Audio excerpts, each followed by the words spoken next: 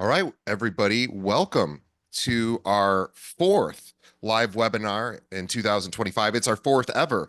In the 7 years we've been doing this podcast, we have not ever been able to interact with you live. And this is a very exciting thing that I am just going to turn this down here over there. There we go.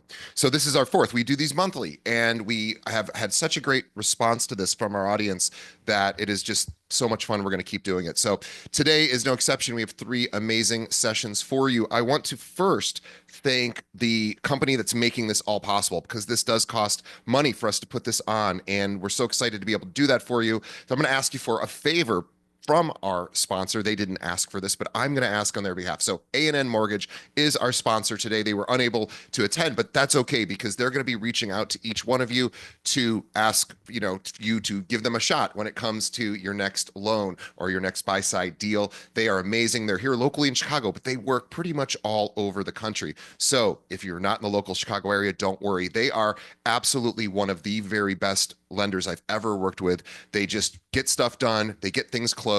They're independent, so they can shop your rates around, and they're just amazing, nice people. So A&N Mortgage, we will have them reach out to you after this presentation. They'll send you an email, maybe even give you a call. And all I ask is that on your next transaction, let them be your backup offer. If you already have a lender that you work with, great. Well, let them be your backup just in case. And if you don't have one, if you don't have a good relationship, or you want to see what else is out there, give them a shot. They are awesome, and they're making this all happen for free. So in our first one we did have to charge for it, and people showed up, but we don't have to do that with great sponsors like A&N. So thank you, A&N Mortgage. We are huge fans, and we will send you guys more information about A&N after the webinar. We will also be sending you the videos. So I will get that out to you probably in the next week.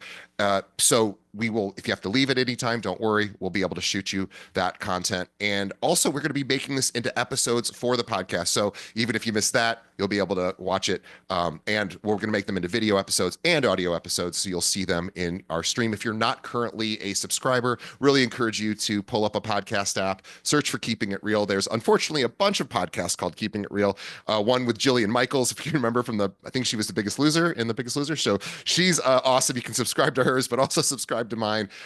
And that you'll look for the one that says DJ Paris. You'll find it pretty easily. We're pretty easy to find. And also our website's keepingitrealpodcast.com, keepingitrealpod.com. And you can also listen to every episode we've ever done there. We have over 600 and I don't know, 600 and maybe close to 50 episodes at this point. So we're really, really grateful to be able to have done this for you for 7 years. We're going to keep doing it, and it's just a lot of fun. And also, please tell a friend, tell them about our monthly webinar here, but also tell them to become a subscriber to our show. Really appreciate it. We've never spent really much or any, I don't think I've ever spent any money on advertising. So I just rely upon our listeners and our viewers to let other agents know this is why we do this. It's our little gift to you guys. And it's really a thank you from me for having this job in the industry where I get to do this. And I also want to thank my boss, Nick. He is the owner of our company, Kale Realty. I'm the president of sales and marketing over here.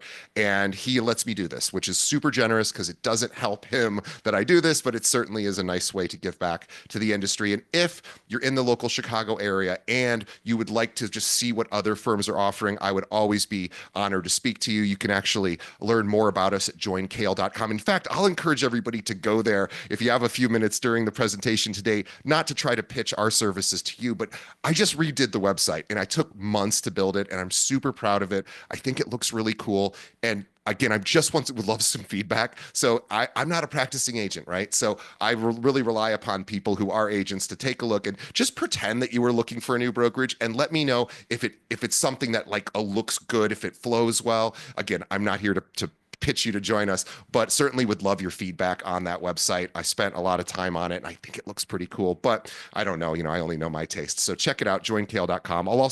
One other thing I'd like you to do, please feel free to use the chat. The chat should be available. Is it available? Zana can look into that. It is, I believe it's available. So you can put all of your questions in. We'll have Amy up in just a moment, and also for our other panelists too. And if somebody can just, awesome. It is available. Zana just wrote. Zana's our producer, so please, if you want to ever give a thank you, don't give a thank you to me, give a thank you to her. She's been with the show for, I think, almost 6 years now, almost since the very beginning, and she's the reason we do all these episodes. She's the reason they get done. She is just so important to me and this podcast, and I couldn't do it without her. And she gets none of the praise that I get, unfortunately. So let's give her some thanks if you're a fan of what we do. And also, I have got a new segment that I'm working on for the show, and I think we're going to be able to figure out how to do it, where it's going to be called Bring Your Problems. So, what I'd like you to do, if you have just a moment, throw in the chat whatever your biggest current challenge in your real estate business. Could be everything from prospecting to, inventory, lending rates.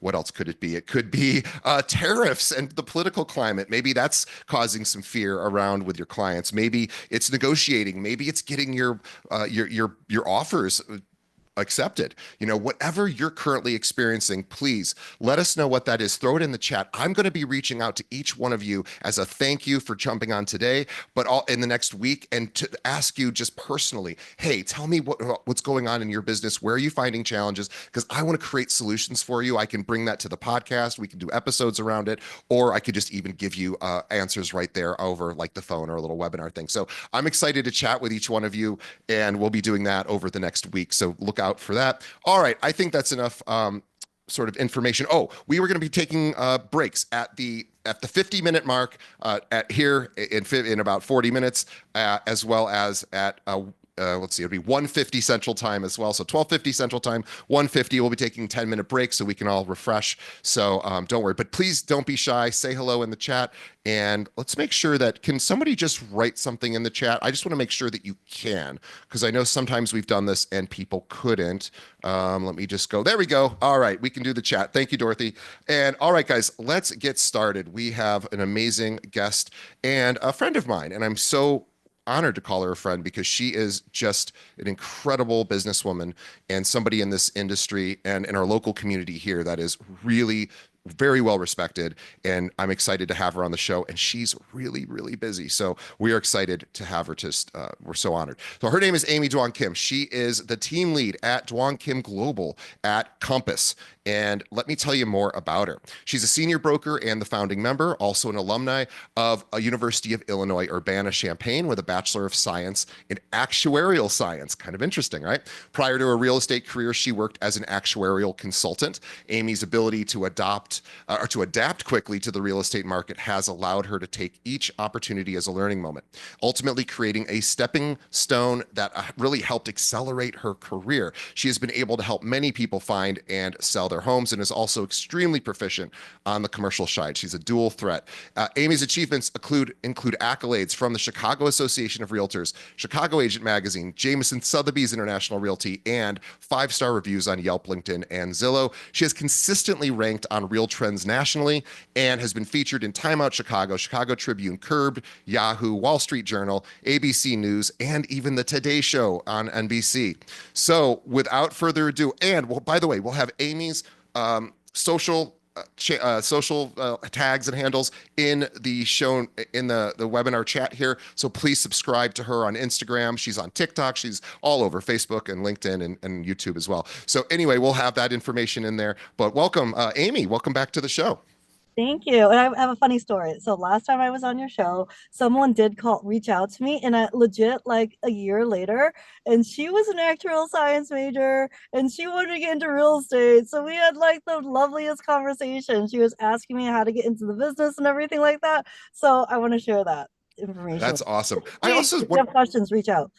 Yeah, I also want to mention too that Amy, we were just talking about this before we went live. Amy is also a mentor to 5 realtors, not realtors at her company, not realtors on her team, to 5 other realtors that she has chosen to mentor, or actually they chose her, but she made that available. This is just how generous and kind of a person she is. And fun fact, Amy and I were both at the Kentucky Derby, not together, but we met up. We had our fancy outfits on, and it was really fun to see her outside of our local Chicago community here. But she's awesome, and maybe I'll get to see her at the U.S. Open this year as well, because she's headed there too. So really, really fun to have you here, Amy, and glad to have you back on the show. Now, this is a tough market. I keep hearing that. We have 700 agents here at Kale. They're telling me it's tough. I talk to top producers. I just talked to one of the big top producers just the other day, ran into him at the gym, and I said, "How's it going?" Because he's always doing well. And he said, "It's the hardest spring I've ever had." He said, "I'm doing okay, but it's hard." So I imagine it's pretty tough for all of us. And just curious on kind of what you and your team are seeing right now. Like, what's a challenge for you, and then what are you doing to sort of address that? So definitely low inventory is a huge challenge right now. Surprisingly, I am typically 50-50, 50% sellers, 50% buyers. This year in particular, it's actually more sellers. So I'm grateful for that. And when preparing for this podcast, I actually really wanted to focus why. And I think the biggest thing that I had gone into prospecting was figuring out solutions for those sellers that I had. So that's finding their new house or next house, or figuring out how to change one of their investment properties into a different investment property. Because when you have lack of inventory, you have to find solutions on the back end first before you can get them as a listing. And I think that is the major piece that has made us get more listings this 2025 versus any other year, when typically historically we're exactly 50-50. Are you having to persuade owners who aren't yet wanting to list that this is now the time, or are they coming to you, or is it a mix of both? I would say it's a mix of both. I wouldn't say it's persuasion. I would say, here are some realistic questions that are outside of you just having a low interest rate and you feeling comfortable with the price that you own in your home. I think does the home still work for you? And you probably need an extra bedroom because you had another child, or your parents are moving in with you, so maybe you need a larger house for that, or your son is going to college, so maybe it's a good time to downsize. So I think it's conversations, and then that's how I find the solution. I think when you go in, every seller will be like, no, I'm good, houses are too crazy expensive, my interest rate is so low, I'm not going to get this back. But I think it's finding solutions to, if it's the house that they own is still the right fit, and if you approach it that way, it becomes, I'm not going to say it's still easy because you still have to find something for them, but I think it puts a bug in their ear, thinking like, okay, well, maybe we do need to it's just like looking at your stock portfolio. And I don't mean to bring this up at this current junction of the year, but typically, historically, you look at least once or twice a year, typically, now more than ever. But and then you adjust where you need to adjust. You don't just think that this is going to be your forever house anymore. So if you approach it that way, I think that's very helpful. Yeah, I think that's a great idea. We're basically talking about having conversations around life events Yeah. and sort of what people's needs are in the immediate term and then also the future. And then I think there's also an argument to be made, or at least a conversation to be had around if you don't want to give up that 3% rate, of course, which nobody does. But if you'd be getting a home at a slightly lower price today because there aren't as many buyers flooding the market, there's an argument to be made for that, I think, and certainly if rates dropped, 100 basis points today, all of a sudden it would become way more competitive very quickly and prices would start skyrocketing. So I know prices are still high no matter what, but it'll be interesting. Now, you're an ex-actuarial, you love data, you love looking at numbers. What's Mhm. your sort of take on pricing? We know that in the last 5 years, prices, or sorry, values have gone up in most markets. So if you bought in the last 5 years, you're probably somewhat happy at the moment of what your current home value is. But where do you sort of see that going? I know nobody has a crystal ball, but what are you sort of seeing out there? Yeah. So the single family house market historically since COVID has always done really, really well. And I don't see that to be changing anytime soon. I mean, the tariffs definitely throw a wrench in things in terms of affordability. I think it's too early to see how that's going to affect our lives, and how far it will go and how expensive things will get. But single family houses are super strong. The Gold Coast and River North are soft. Actually, I tell clients all the time, I think that if you're not finding what you want in other neighborhoods, to actually circle back to neighborhoods like Gold Coast and River North, because those are very soft prices compared to what it was before. So this could be a really great opportunity, because I do think it will come back at some point to what it was prior to COVID.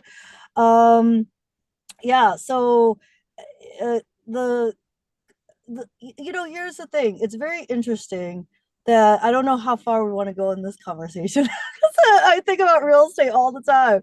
I think Texas and Florida, if there's any Texans or Floridians out there, I'm not knocking your states. I'm just stating that due to like the current climate and lack of insurance situation, and I think the grass isn't always greener in these other states. I think people are coming back to Chicago. I think that uh, I think that our appreciation is still going to grow. We don't have that much new construction in the market. So I think no matter what, it's always a good time to buy, in my opinion, always a good time to buy real estate in Chicago, in the Chicagoland area, suburbs included. Yeah, and Florida is a great example of a state that's just been hit really hard with Yes. lots of inventory. It's a lot of it's insurance related, Mhm. and boy, yeah. So anyone in Florida, we know it's a trickier time for you right now. But yeah, there's opportunities elsewhere. Now, curious about what you're doing to find new buyers and sellers. So understand you already have a sphere of influence and you're hitting those people with communication. I'm sure you're reaching out. We'll talk about what you're doing with your existing sphere, but as far as adding to your sphere, what are some of the activities that you and your team do to keep that database growing? Mhm. Well, it's funny. Like this is my 20th year being a realtor, and you can never assume, even when I was new versus 20 years later, and I suppose the track record that I have, I still do the same thing. I still reach out to clients. So I can never assume that my clients are going to be with me forever and without any nurturing. So that is very important. I you you do have to have a pipeline. I think that's very important for newer agents and agents that don't necessarily have a huge amount of production, is to realize that just because you talk to this person and meet them at an open house, they could be a buyer 2 years from now, not right now. So really, I mean, the number that I have in terms of how many people I speak to is very large because I want to be working, I want my pipeline to always be full. But if prospecting is your least favorite thing to do, which is a lot of realtors' least favorite thing to do, I would actually start very, very small. And sometimes I don't want to call or text people too, but I make it a rule that I have to prospect at least one person a day. I know that doesn't seem like a lot, but usually it then becomes leads to that I like prospect more. I just have to jumpstart it. If I say I'm going to call for 2 hours, I'm never going to do that because that sounds horrible. But if I say, okay, I got to text this one person, I got to do it today, or else I'm not, or else like I didn't complete my tasks, it usually then kind of breaks that barrier of doing something that I don't really like to do. So that would be my, like, if you take anything away from this podcast, make a habit of reaching out to one person a day. So that, and then, if you want to grow it, you can grow it. If you want to keep it one person a day, you can do that too. But you still will have a good amount, like you would be doing it every day. That's great. Yeah, and if there's 365 contacts a year. yeah. If you're only working 200 business days a year, it's still 200 people. And if you assume, even if I'm terrible at prospecting or I'm not so great at nurturing, even if I only get 2% or 4% of those people, in the next 12 months to list or buy a home with me, it's still decent numbers for a little bit of work every day. It's kind of like spending 10 minutes cleaning your home every day. It just like it can get maybe 10 minutes isn't enough for a lot of us, but I live in a small condo, It's so like I can making do your that. bed. just think Yeah. about it like making your bed. You Yep. know, it's an accomplishment, and then and you will. It may not be feel like it right away, but after a certain amount of time, then you can grow that to five, and then there's no exact number, and then you just don't realize you're prospecting. Yeah, this is how I grew this podcast, which was just doing an episode after next episode after next episode. And I never had any particular goal. And I thought that was, it's important. I think goals can be tricky. I think Mhm. direction is better than goals. Like I know I'm heading this way and Yeah, whatever happens ends up happening. And yeah, yes, and I should be able to measure where I'm at. That's good.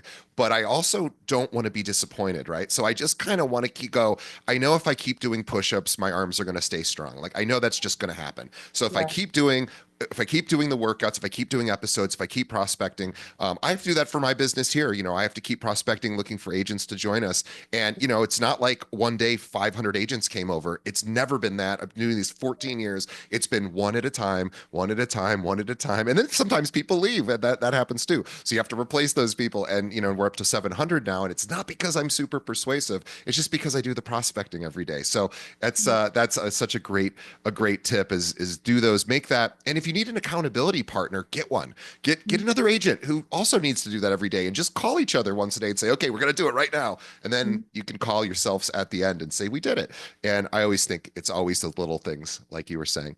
Yeah. Um, let's talk about um, sort of offers right now because I think offers are tricky right now. There's a lot going on. And I just would love to hear some best practices because you get a lot of listings. You also work with a lot of buyers. You see offers coming in from other agents. You know what a good offer looks like. What are some of the do's and don'ts for submitting offers to other, you know, to other agents? Well, I mean, your sponsor, A&N Mortgage, having a fantastic lender makes a world of difference. They're very big in the real estate community. People know who they are. When I know I'm having a pre-approval from them, then I know that I have confidence that the transaction is going to go smoothly in the financial part. So having a really fantastic lender who is accessible is that plays a huge thing, a huge role. Secondly, a lot of people are waiving escalation riders. So I always do evaluation and discuss and educate my clients on how far they want to go with that and with my buyers. And doing things like waiving appraisal, waiving inspection. These, I would say before doing an as is would have been okay. Having your escalation rider would have been okay. But I would say what we're seeing in our listings is waiving inspection, waiving appraisal. And No, no, that's great. And I also am curious too about sort of the aesthetics of submitting an offer because some people just email a PDF or, you know, it's literally just nothing in the body of the email and it's just a PDF, you know, that then now the agent has to look through. A lot of agents don't call the listing agent afterwards saying, I just want to make sure you got it. Or, you know, take a look if there's anything in there that, you know, it concerns you, let me know. I want to get this deal closed. So I'm curious, you know, as a listing agent, when you see offers coming in, what really impresses you, like aesthetically? Like, do you like seeing a summary of it in the email body or like a summary page? Like, what do you like to see? yeah, that's a good point. Yes, I do like to see a summary page now that commission is negotiable, or always was negotiable, but that, we don't, it could be different from, the listing agent, and the sellers are not the ones who are dictating that, it's the buyers who are. So putting that into is really important. So because we typically just forward to our buyers and then we make a spreadsheet. Of course, I would make a spreadsheet. So I make a spreadsheet with all the offers and then a bottom line too, because then you have to do an apples to apples comparison. So earnest money, if you are waiving any of those things like that. I actually do like when the lender reaches out too and say, hey, they're very pre-approved, you don't need to worry about them as buyers. So I find that very helpful as well. So not just the agent, but the lender. I've actually had attorneys call. I don't think you need to do that. And my attorney's not going to call. So, but but I appreciate that that buyer has a strong team behind them to want to get close the deal. Um, sometimes, yes, sometimes I do call and I even state my client is aware that these are older windows and older roof. So we're I just want to, even though we're signing it as is, I want to make it very clear we are aware of these two things anyways. So this will not be brought up at like during attorney The review. 11th hour. Yeah. Yeah. Exactly. So just things like that, like I have educated my clients about XYZ. So this will not be an issue. And you've actually to a point with I don't have as many buyers now, but during like the COVID time, I've actually had realtors who have said to me, I know you close deals, Amy, because I know you educate your clients to get to the finish line. So this is why my clients have decided to proceed with your offer. So I don't really paint a rosy picture for my buyers. I make it very clear how much things are going to cost them.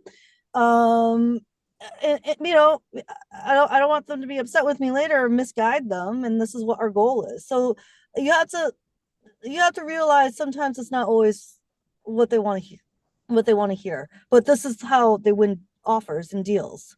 Is they know the full picture. As a listing agent, I'm curious when you get multiple offers, and this is just a rough estimate, what percentage of the time do the buyer agents call you to make sure you got the email, make sure they introduce themselves to you? Like, is it 75% of the time? Is it 50%? Is it 100%? Like, how often are you actually getting the call along with the emailed offer? I don't think many people call as much as you would think, but it's a lot of text. Yeah. Does everybody text? Does everyone do something other than the email? Or no? I would say it's like 50%. Yeah. So Yeah. that's just a But great tip right I there. also I also do respond very quickly. Like once I get the offer, I say that I received because I've been on the other side too. I know it sucks. So I just want, and if you're listing, you say you received something to make them Yeah. like feel comfortable that they've gotten it. So like when I'm super busy or like on the road, I'm slow, a little bit slower, but I try once I receive it, I say that I received it. So they know that we have acknowledged it, that we have it, that the sellers are aware of it. Let's talk about systems because I know that as a data person, you love systems. Systems are repeatable, systems are, efficient, or they certainly aspire to be, and they just make life a lot easier. You don't have to keep recreating the wheel. And in my life, people consider me disciplined, which the irony is I have almost no discipline on that Clifton Strength Finder. Actually, Amy and I have both done the Clifton Strength Finder that Gallup puts out, and they tell you the 34 characteristics. They tell you you're number one all the way down to 34. Number 33 for me is discipline. I'm like, literally, it's the second most challenging thing for me. And yet people think I'm disciplined because I have systems. And again, it's because I don't have discipline that I need systems. So I want Mm-hmm. to, and I want to get your take on systems related to, communication with clients, marketing, prospecting, just basically staying in touch. How important are systems to you? And can you give us some examples of what you guys are doing? Yeah, so I don't try any new marketing tactics or marketing like ideas until fourth quarter of 20 any year. So and I really think about what worked, what didn't work, what we should try again, what we should like if we want to try a new like mailing farming situation. All of that doesn't I don't think about marketing at all until every quarter, the fourth quarter of every year.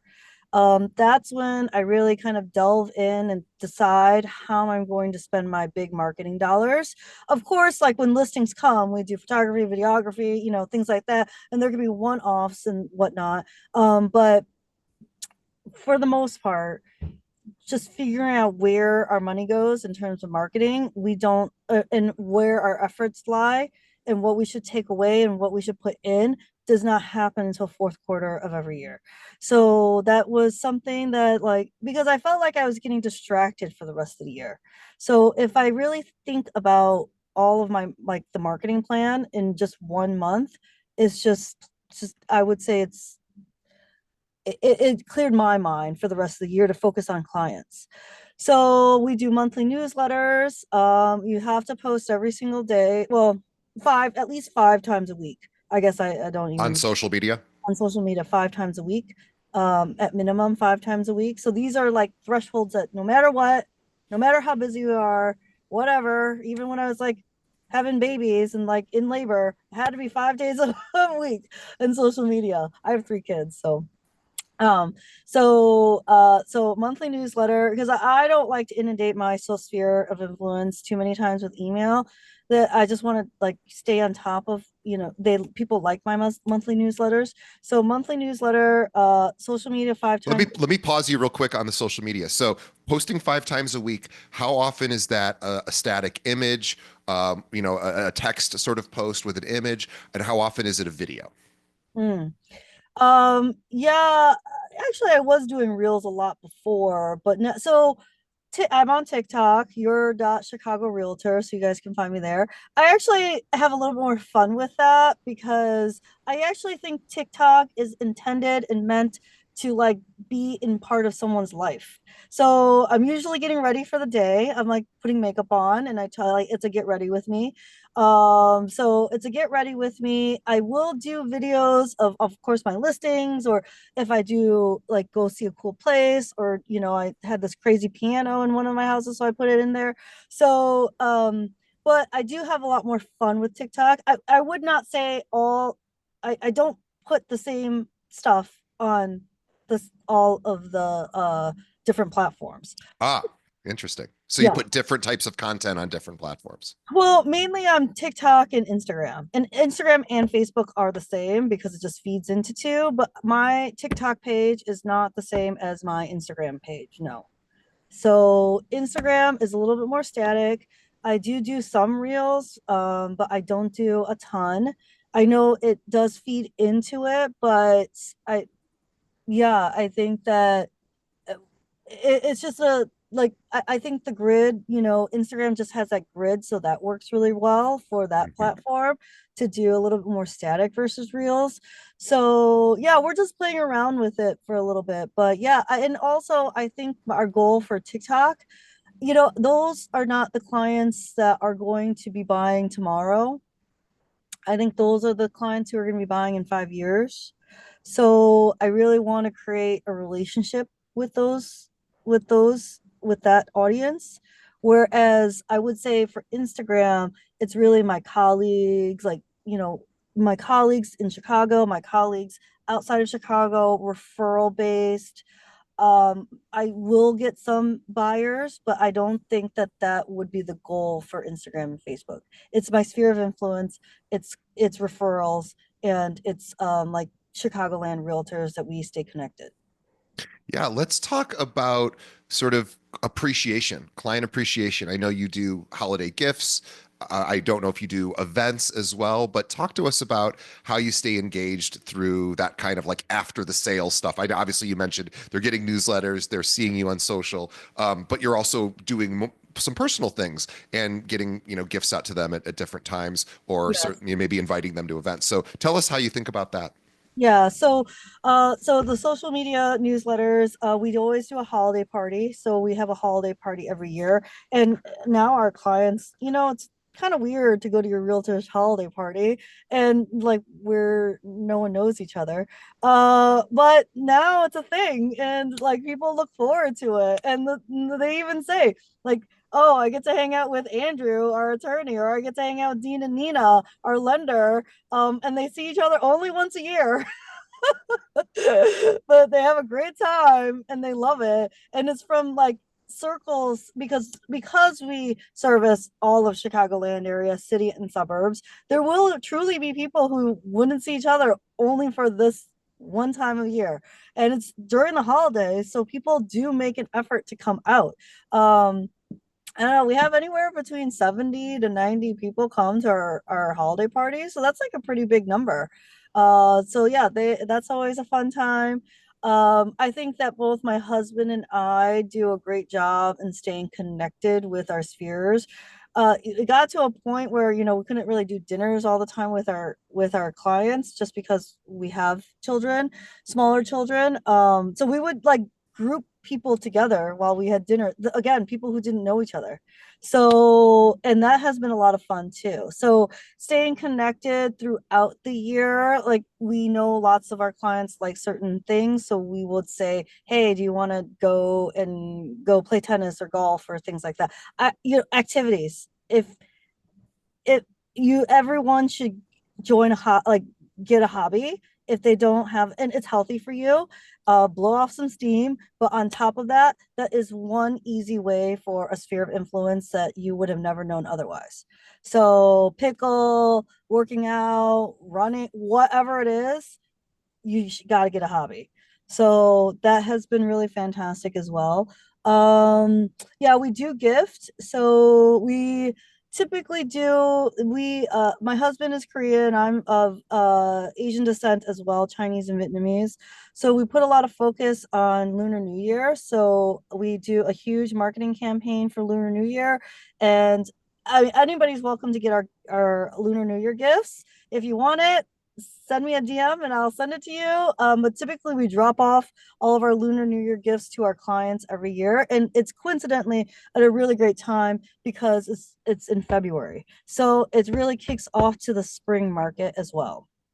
And also a time when other realtors aren't probably doing lots of gift giving. So Yeah, it's a great time just to stick out among the crowd. yeah. Don't do Christmas. You could do Thanksgiving pies. Yeah. You drop off like a plant in the spring. You can do something fun in January, like for dry January. You could do like a board game or something. So, but don't do Christmas. Yeah. Too crowded. Too crowded. Yes. Now, I have two last questions for actually I have three last questions for you. One is how important is well, how do you stay on top of the MLS, knowing everything that you can? Obviously, you can't know the entire Chicagoland area at an expert level because we have so many we have so many neighborhoods and suburbs. But for your chosen sort of niche, and I know you guys work everywhere, but there are obviously areas that you know extremely well. How often are you on your own, even before getting a client in that area? How often are you reviewing listings, seeing what's out there, seeing where prices are at, and how important is that? Oh, I do it every day.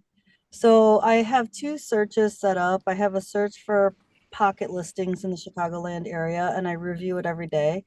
And then I have searched just for the suburb that I live in, just so I know what's going on in that suburb as well, because people ask me all the time, like, "Oh, did you see that house on Washington or whatever?" So I would say you should set up a search for yourself for the area that you want to, and if anything, do a search for come up pocket listings, because that is what you can reach out to buyers with. Like, hey, this is a pocket listing. And this is how you create value as a realtor to your clients, is providing them information that they wouldn't get otherwise, or if they were to get it, they would be getting it later.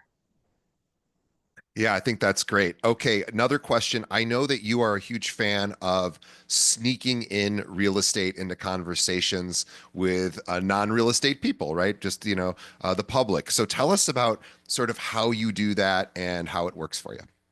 Yeah, so I watched Lady Bird like when it came out. I don't know if anybody's watched that movie, but there's a scene where the mom and the daughter had just gotten into a fight, and the mom is like, "Let's go do our favorite thing." And then the daughter's like, "Okay, yeah, let's go do our favorite thing." Then the next scene is that they wake up in the morning and then they get ready and then they go to open houses. And I'm like, "What the heck?" Like I honestly, I don't know. Maybe we'll do this already and they know. I was legit mind blown that people will go to open houses that aren't actually really looking. I don't know. Did you know this? I didn't know I, this. I did only because I've heard from so many agents that this happens in their area, and but it's not something I've ever done. And then like in the scene, they pretend that they're like Yeah. interested in the house. So to me, this is what I just assume. Like, why would I not think? they were interested if they weren't there, you know? So yeah, I would say that I realize that everybody wants to know about real estate. If it's ugly, if it everybody. So, knowing listings that are on the market, understanding where, what reading about real estate and being able to whenever the opportunity arises that you can talk about it, that's when you can take these nuggets of information that you've been doing and researching and learning, and this is why I read so much about real estate or just learn so much about what's going on, is the availability of having that conversation when the time is right. Because I don't want to just say, hey, give my business card. I don't even have business cards, but like just like, hey, use me. No, I don't think anyone's going to do that anymore. I think it's the really just the being knowledgeable about your market and being able to put it in conversation when you can. That's great. Okay, two last questions. One is open houses. We have Maria here in the chat is saying she doesn't do a lot of open houses unless the owner asks for it, or she has a lot of appointments. How important are open houses, Amy, to you when you get listings? I think it's very important. Every new listing that we get, we do at least two, if not three open houses. We're starting to do open houses on Friday now too.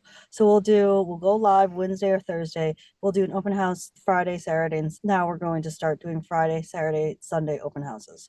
You know, lots of people, due to the change in law, some people don't want to sign the buyer's agreement, but you would still want to, for your seller, have the opportunity that they go see the property. So I do think it is important to do open houses, but that's my Yeah, opinion.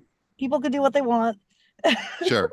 Yeah, well, it's a great way just to meet people that you might not otherwise meet too, right? Like that's part of the whole point is maybe there's some unrepresented buyers that walk in and obviously but it all depends on how you market it too. Like I've done, by the way, we're going to be talking about open houses here just a little bit. So for those of you that are like, they don't really work for me, we're going to make them work for you when Mary Lou comes on. All right, my very last oh, by the way, Carolyn asked, how do you set up a search for a pocket listing? Carolyn, we won't talk about that here, but here's my recommendation. If you're in the Chicagoland area, you're going to want to call the MLS. Our provider is called MRED. They have a help desk. They literally pick up the phone within one ring. They love these questions. Call them, ask them. They will set it up for you. If you're at a different market in the country, just call your local MLS, ask them how to set this up. They'll show you. This way you don't have to fumble around and figure it out. I know our MLS system, I'd like it to be a lot more advanced technologically. It isn't, so it's a little tricky to use. That's why these help desks exist. Okay, last question for Amy. Oh, sorry, we have one more question.